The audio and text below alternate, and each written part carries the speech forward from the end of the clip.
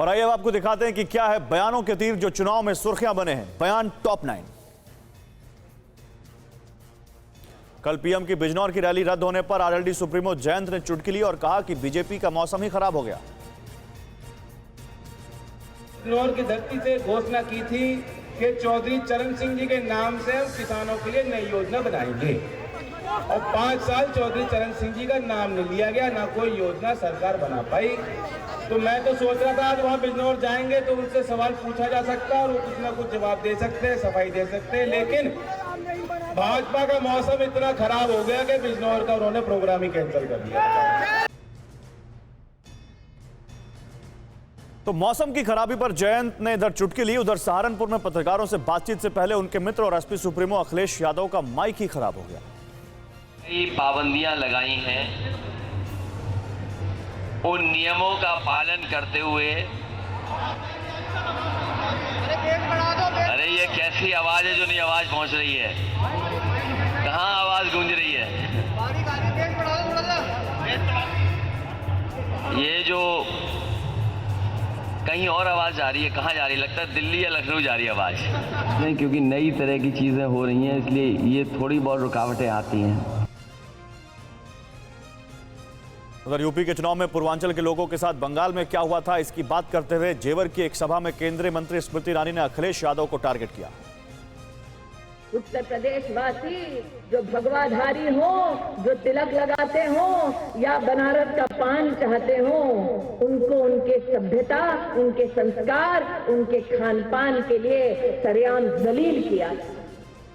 ऐसी क्या मजबूरी है कि अखिलेश को अब ममता जरूरी है?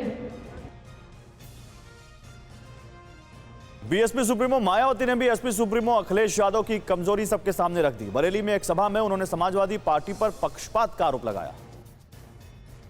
प्रदेश में विकास के कार्य भी सपा सरकार में, प्रदेश में विकास के कार्य भी ज्यादातर यहाँ एक विशेष क्षेत्र एवं एक विशेष समुदाय के लोगों तक ही सीमित होकर रह गए हैं। खासकर दलितों व अति पिछड़े वर्गों तथा इनके संतों, गुरुओं व महापुरुषों आदि के साथ तो हर स्तर पर अधिकांश समय इनका सोतेला रवैया ही देखने के लिए मिला है। उधर समाजवादी पार्टी का गढ़ माने जाने वाले रामपुर में डिप्टी सीएम केशव प्रसाद मौर्य ने सांसद आजम खान को खूब ललकारा।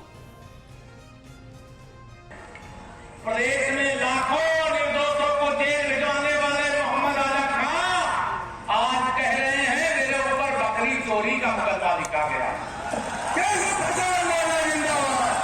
मोहम्मद आजम खान हो चाहे उनके जैसा कोई भी अपराधी हो, 10 मार्च को भाजपा की दूसरी पारी शुरू होने दीजिए मेरे साथियों। ये बकरी बाड़ा खोल करके बकरी चराने का उद्योग शुरू करेंगे, मुर्गी पालन का काम शुरू करेंगे,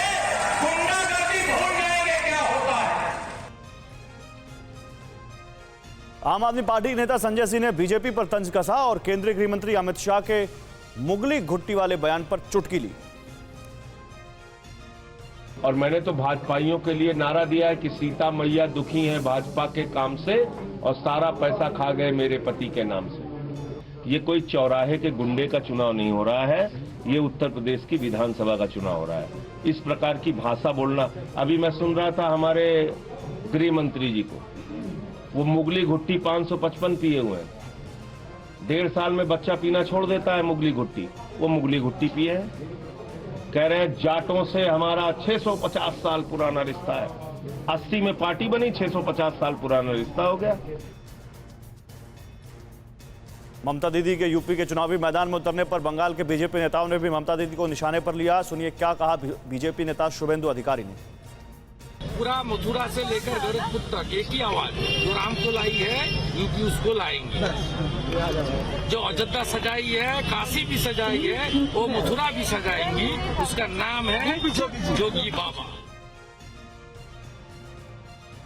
कांग्रेस नेता शशि थरूर ने भी यूपी चुनाव के मद्देनजर बीजेपी को आड़े हाथों लिया और टुकड़े टुकड़े गैंग को लेकर पलटवार किया।